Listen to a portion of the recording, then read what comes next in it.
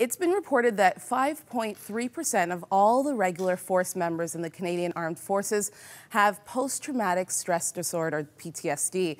John Shipman is a combat veteran of the British Army and now a registered counselor. Here to talk to us more about the effects of PTSD and how you can help yourself or a loved one dealing with the effects of war. Welcome, John. Thanks. Good for you. So tell us, we heard a little bit from Shiloh about PTSD. Tell us exactly what is PTSD? Well, if we go back to understanding it's an anxiety disorder, and if you go back a layer from that, anxiety, its basic level is of fear. Okay. If we look at someone like Caroline Leaf, she talks about, a psychologist, she talks about the fact that we have basically two thoughts in our mind. It's going to be okay, or it's not going to be okay. PTSD helps us to lean towards it's not going to be okay. Keeps us in that constant sense of anxiety, seeing the negative in life and reacting to it.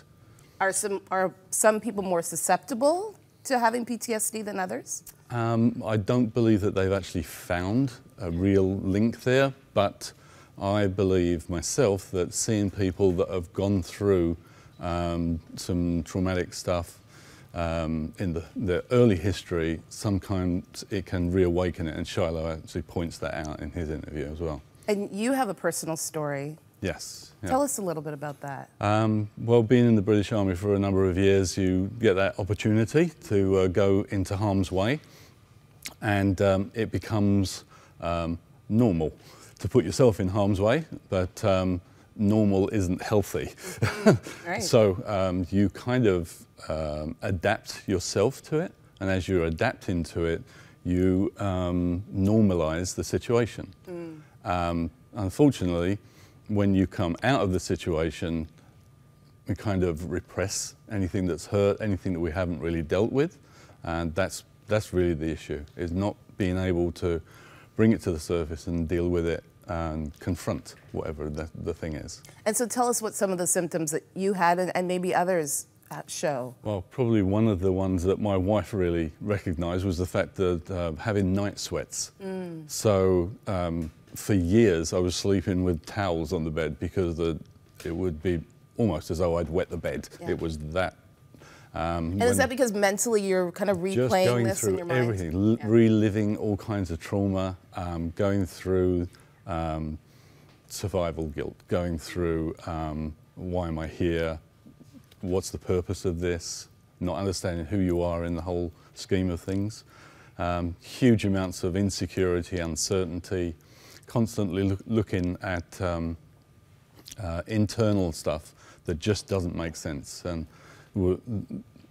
generally speaking, I would say that guys are solution orientated. They're looking to fix themselves, yeah, which stops them reaching out. Women tend to be more collaborative, and that's the product. Now, in one of your cases, you were hit by an IED or got affected by an IED. Yes. So you lost your hearing as well. But I mean, we tend to think of PTSD as being an armed forces personnel issue. Obviously, this affects everybody, or can affect other people as well. Tell us about that. Well, if you look at the PTSD for someone like Shiloh, that's an extreme case. Yeah. But if you look at it as a spectrum, then people can get it at different varying points on that spectrum.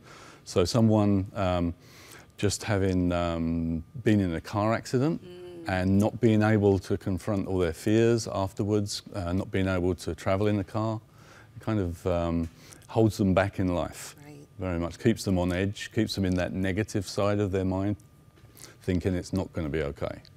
Now, how do you walk somebody through that as a counselor? Having been, having walked through PTSD yourself, how do you walk somebody through healing in that? First of all, I connect with them. The therapeutic relationship is the biggest thing, is to actually get an empathetic relationship with the person so that they understand that you understand, so that they're being heard. As they are being heard, then it moves into being able to share that you have exited it. When that kind of brings them some hope. And when you can give them some hope, then they start moving, and I'm going to say they buy into the process, and that's really important for them to actually believe that they can get through this. And how about the support of just a loved one? How important is that? How important was it for you to have your wife around you at that time? I wouldn't have made it without her. Yeah. Really wouldn't. Wow. I just pressed a really good button. So she was an amazing support for me, and she helped me get through this to the point that you know, I actually didn't know what I was doing to her. Yeah. And so at the same time as the guys with the PTSD are needing help, their spouses really need the help as well. So there's hope, and I think that's what we Sure, want to yes. say. Yes, there's definite hope. I am med-free, Yeah. and I sleep full nights. Yeah. And listening to Shiloh, I didn't get I got the memories and I got all the empathy, but I didn't have the pain recurring listening to him. Thank you so much, John. Pleasure.